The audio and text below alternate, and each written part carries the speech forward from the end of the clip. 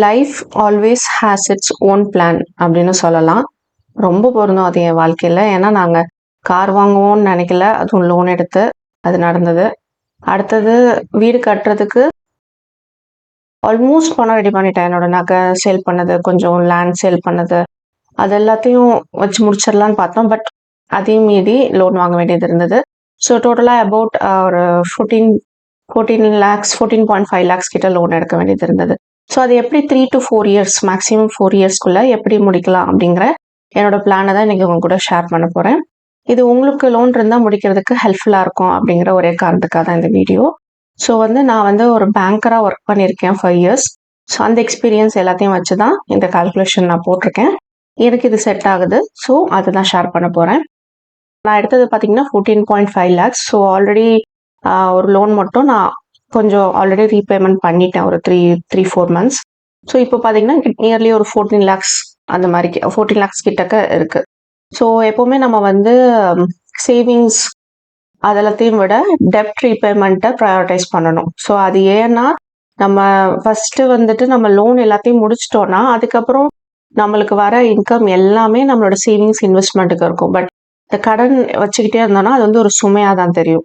So loan 1க்கு பார்த்தீங்கன்னா 23,500 இஎம்ஐயாகவே நான் பே பண்ணிகிட்ருக்கேன். அது 3 yearsல முடிஞ்சிடும். ஸோ பை 2027 க்ளோஸ் ஆகிற மாதிரி தான் அதை போட்டிருக்கேன். ஸோ அது ஆட்டோமேட்டிக்காக முடிஞ்சிடும். அதை பற்றி நான் எதுவும் ஒரி பண்ண வேணாம். அடுத்த 2 லோன் இருக்கு பாருங்கள், அது ஜுவல் லோன். ஸோ ஜுவல் லோனில் ஒரு லோனுக்கு 6,000 மட்டும் நான் பே பண்ண போகிறேன். ஜுவல் லோனுக்கு நம்மளுக்கு இன்ட்ரெஸ்ட் ரேட் கம்மியாக தான் இருக்கும். ஸோ அதுக்கு இஎம்ஐ ஆப்ஷன்ஸ் கிடையாது. ஒரு வருஷத்துக்கு ஒரு வாட்டி ரினியூவல் தான் பண்ணிக்கணும். ஸோ மினிமம் அமௌண்ட்டுங்கிறது அது என்னென்னா 3/4 இன்ட்ரெஸ்ட் ப்ளஸ் கொஞ்சமாக பிரின்சிபல்லையும் அது கவர் ஆகும். ஸோ அதனால தான் 6,000 மினிமம் அமௌண்ட் வச்சுருக்கேன். ஸோ இது பார்த்தீங்கன்னா இது 2ஆவது தான் டேக்கிள் பண்ணுவேன். ஃபஸ்ட்டு நான் எதை முடிக்க போகிறேன்னா லோன் 3. ஏன்னா லோன் 3 தான் இருக்கிறதுலே ஸ்மாலஸ்ட் அமௌண்ட். அதுதான் இருக்கிறதுலே மேக்ஸிமம் அமௌண்ட். நான் இந்த 2 லோனும் கட்டினது போக மிச்சம் இருக்க என்னோட எல்லா பணத்தையும் நான் அதில் தான் போட போகிறேன். நியர்லி 12,000 போடலாம் அப்படிங்கிறது தான் என்னோட பிளான். ஏன்னா இருக்கிறதுலே அதுதான் சின்ன அமௌண்ட்டு. அந்த சின்ன அமௌண்ட்டுங்கிறதுனால 1 yearல அதை முடிச்சிடலாம். 12,000 நான் பே பண்ணேன்னா கண்டிப்பாக இன்ட்ரெஸ்ட்டையும் சேர்த்து 12,000ல் க்ளோஸ் பண்ணிடலாம் அப்படிங்கிறதுக்காக.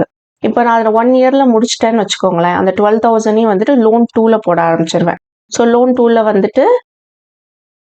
லோன் 1க்கு 23,500 கட்டிகிட்டே இருப்பேன். லோன் 2 மட்டும் இருக்கும். லோன் 3 க்ளோஸ் ஆகிருக்கும் 1 yearக்கு அப்புறம். லோன் 2ல 18,000 பே பண்ண ஆரம்பிச்சிருவேன்.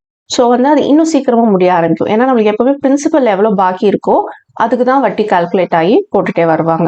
ஸோ நம்ம அதிகமாக பணம் கட்ட சீக்கிரமாக க்ளோஸ் பண்ண ஆரம்பிக்கலாம். நிறைய பேர் என்கிட்ட லோன் எப்படி க்ளோஸ் பண்ணுறது சீக்கிரமானு கேட்குறீங்க. நீங்கள் பணம் கட்ட நீங்கள் எப்போவும் உங்களுக்கு கொடுத்துருக்க இஎம்ஐயை விட நீங்கள் கூட பணம் கட்ட சீக்கிரமாக லோன் பிரின்சிபல்லேருந்து குறைய வட்டி உங்களுக்கு குறைய ஆரம்பிக்கும். வட்டி குறைய நீங்கள் பிரின்சிபல் அடைக்க ஆரம்பிப்பீங்க. ஸோ வட்டியும் குறையும், உங்களுக்கு சீக்கிரமாகவும் லோனே முடிச்சிடலாம். ஸோ என்னோட பிளான் மேக்ஸிமம் 2028 3 to 4 years எல்லா லோனையும் க்ளோஸ் பண்ணணும். முடிஞ்ச அளவுக்கு 3 yearsல க்ளோஸ் பண்ணணும். ஸோ இதுதான் என்னோட plan. But life always has its own plan, நான் ஃபர்ஸ்டே சொன்ன மாதிரி. ஸோ அந்த பிளான்லேருந்து ஏன்னா லைஃப்பில் திடீர்னு 3 வருஷம் 4 வருஷம் நான் சொல்லியிருக்கேன். 3 வருஷம் 4 வருஷத்தில் நடக்குமா அப்படிங்கிற டவுட். இதெல்லாம் நடக்குமா, எப்படி நடக்கும் அப்படின்னு நீங்கள் கூட கேட்பீங்க நிறைய பேர், எப்படி இதெல்லாம் சாத்தியம். ஸோ அதுக்கு 3 முக்கியமான விஷயம் நம்ம பண்ண வேண்டியது இருக்குது. நிறையா இருக்குது, அதில் 3 ரொம்ப முக்கியம். அதில் 1 பார்த்தீங்கன்னா பட்ஜெட். இதுக்கப்புறம் இருக்க வீடியோ தான் ரொம்ப முக்கியம். ஏன்னா இவ்வளோ நேரம் நான் சொன்னதெல்லாம் பிளான். இந்த பிளான் எக்ஸிக்யூட் பண்ணணும்னா இந்த 3 ரொம்ப முக்கியம். அதுக்கு ஃபஸ்ட்டு நான் பண்ண வேண்டியது என்னென்னு பார்த்தீங்கன்னா பட்ஜெட் பண்ணணும். என்னோட தினமும் என்னோட ஃபேமிலிக்கு ஆகிற செலவுகள் அதை நான் பட்ஜெட் பண்ணணும். பட்ஜெட் பண்ணது மட்டும் இல்லாமல் நான் பண்ணுற ஸ்பெண்டிங்கை ட்ராக் பண்ணணும். என்னோட பட்ஜெட் இப்போது எக்ஸாம்பிளுக்கு க்ராசரிக்கு நான் ஒரு 6,000 போடுறேன்னா அந்த 6,000க்குள்ளே தான் நான் அந்த மாதம் வாங்கணும். அதை விட்டுட்டு 7,000 8,000 நான் தேவையில்லாதெல்லாம் வாங்க ஆரம்பித்தேன்னா என்னால் கண்டிப்பாக லோனில் அமௌண்ட் போட முடியாது. ஏன்னா எனக்கு அமௌண்ட் ரொம்ப எடுக்கும். அண்ட் இன்னொரு விஷயம் நான் சொல்லணும்னு நினைக்கிறது என்னென்னா, நான் ஆல்ரெடி 2025 ஸ்டார்டிங்கில் என்னோட பட்ஜெட் வீடியோ போட்டிருந்தேன். அண்ட் சேவிங்ஸ் வீடியோவும் போட்டிருந்தேன். பட் அதை என்னால் இப்போ ஃபாலோ பண்ண முடியாது. நான் எதிர்பார்க்காத விதமாக லோன் அதிகமாக எடுத்தனால என்னால் அதை இப்போ ஃபாலோ பண்ண முடியாது. ஸோ அதுக்கு பதிலாக தான் புது பட்ஜெட் தான் நான் போடுறேன். இப்போ நான் காட்டுற பட்ஜெட் தான் நான் யூஸ் பண்ண போகிறேன். நிறைய பேர் என்கிட்ட பட்ஜெட் நான் ஒவ்வொரு டைம் போடும்போது ஒரு 2 times 3 times ஷேர் பண்ணியிருக்கேன். ஒவ்வொரு டைமும் என்கிட்ட கேட்குற கேள்வி என்னன்னா, இதுக்குள்ளே பண்ண முடியாது அப்படிங்கிறது, இல்லைன்னா இது ரொம்ப ஜாஸ்தி போட்டிருக்கீங்கிறது.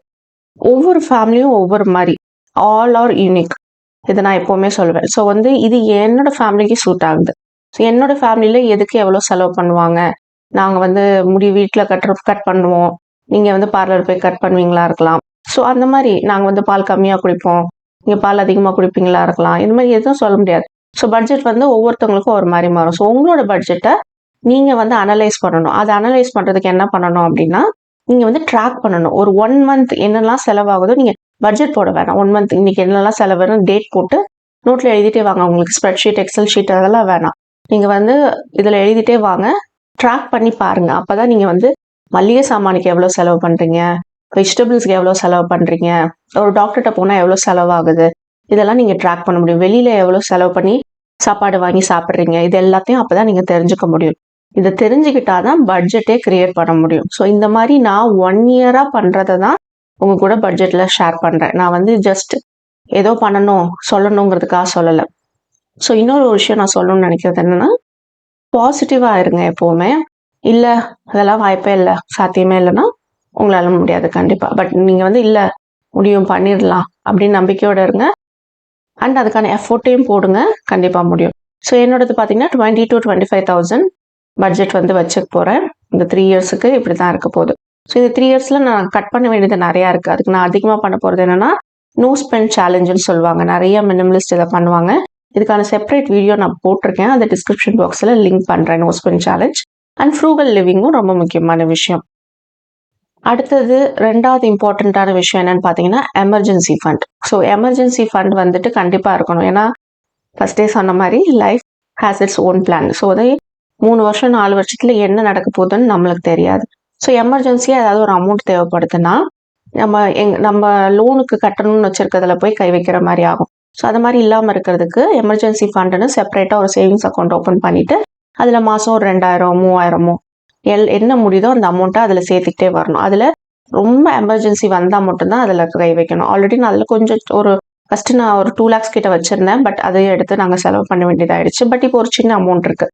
ஸோ அது இருக்கனால ஒரு 2,000 3,000 மந்த்லி போட்டுட்டே வந்தேன். அதை எடுக்காமலும் இருந்தேன்னா அது வந்து லைஃபோட பிளான்.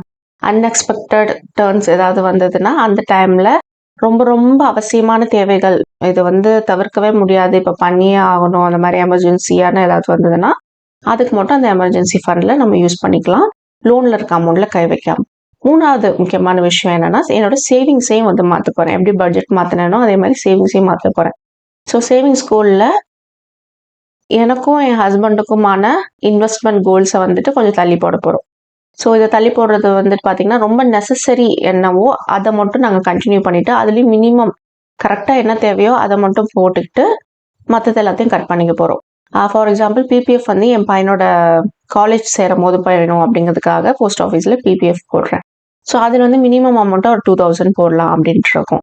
அடுத்து எல்ஐசியில் வந்துட்டு அவனுக்கு ஒரு 25 ஏஜ் ஆகும்போது ஒரு அமௌண்ட் வர மாதிரி போட்டுட்ருக்கேன். ஸோ அதையும் வந்து நான் கண்டினியூ பண்ணுவேன். அவனோட ஃப்யூச்சருக்காக அப்படின்னு சொல்லிட்டு நான் சேர்க்குற ஒரு அமௌண்ட். அடுத்து பார்த்தீங்கன்னா ஸ்கூலுக்கு. ஸோ ஸ்கூலுக்கு வந்து 75,000 அந்த மாதிரி ஆகும். ஸோ வந்து அதுவும் வந்து நான் மந்த்லி அதுக்கு எடுத்து வச்சாகும். அடுத்து ரொம்ப முக்கியமானது ஹெல்த் இன்சூரன்ஸ். ஸோ இந்த மாதிரி லோன்லாம் இருக்குன்னா கண்டிப்பாக ஹெல்த் இன்சூரன்ஸ் எடுத்து வச்சுக்கோங்க, ரொம்ப ரொம்ப முக்கியமானது. மற்ற எல்லா இன்வெஸ்ட்மெண்ட்டையும் இப்போதைக்கு, அதாவது கோல்டு, என்பிஎஸ், ஷேர் மார்க்கெட்டில் போடுறது, வேற ஏதாவது ரியல் எஸ்டேட் ப்ராப்பர்ட்டியில் போடுறது, வேற எந்த லோனுமே வந்துட்டு நிறுத்தி வச்சு போகிறேன். இதை தவிர இன்னும் கொஞ்சம் சில விஷயங்களும் நான் பண்ண போகிறேன். பட் அது இந்த வீடியோவில் சொன்னால் ரொம்ப லாங்காக இருக்கும். ஸோ வந்து அதை வந்து நான் செப்பரேட் வீடியோவாக உங்களுக்கு போடுறேன். அது வேணும்னா கமெண்ட் பண்ணுங்கள், நான் வேறு என்ன விஷயங்கள்லாம் பண்ண போகிறேன்னு தெரிஞ்சுக்கணும்னா. ஸோ இதுலேருந்து உங்களுக்கு சில ஐடியாஸ் கிடச்சிருக்கும்னு நம்புகிறேன். இப்படி கிடச்சிருந்ததுன்னா எனக்கு ரொம்ப சந்தோஷம். ஸோ இந்த மாதிரி பண்ணுறனால நம்மளுக்கு என்ன, சீக்கிரமாக லோனை முடிக்கிறதுனால நம்மளுக்கு என்ன ஆகும்னா, நம்மளுக்கு வந்து ஒரு டிசிப்ளின் கிடைக்கும். நம்மளோட ஸ்ட்ரென்த்தை வந்து நம்ம தெரிஞ்சுக்க முடியும். ஏன்னா கரெக்டாக இருந்து நம்ம லோனை சீக்கிரம் முடிக்கும் போது, லோனை முடிச்சதுக்கப்புறம் பார்த்தீங்கன்னா இருக்கிற எல்லா அமௌண்ட்டுமே நம்மளுக்கானது தான். யோசிச்சு பாருங்கள், ஒரு 40,000 உங்களோட சேவிங்ஸ் அண்ட் இன்வெஸ்ட்மெண்ட் நீங்கள் வந்து டூர் போகிறதுக்கோ இல்லை வந்து நீங்கள் வேறு என்ன செலவு பண்ணணும் நீங்கள் ஆசைப்படுறீங்களோ அதை செய்கிறதுக்கோ இருக்கும். ஸோ அந்த மாதிரி இருக்கும் போது நம்மளுக்கு ஒரு டிசிப்ளினும் கிடைக்கும். லோன் இல்லாமல் இருக்கிறது எப்போவுமே ரொம்ப நல்ல விஷயம். ஸோ நீங்களும் லோன் இருந்தால் சீக்கிரம் முடிக்கிறதுக்கு ட்ரை பண்ணுங்கள். வீடியோ பிடிச்சிருந்தா லைக் பண்ணுங்கள், ஷேர் பண்ணுங்கள், கமெண்ட் பண்ணுங்கள். மறந்துடாமல் சேனலுக்கு சப்ஸ்கிரைப் பண்ணுங்கள். தேங்க்யூ ஃபார் வாட்சிங்.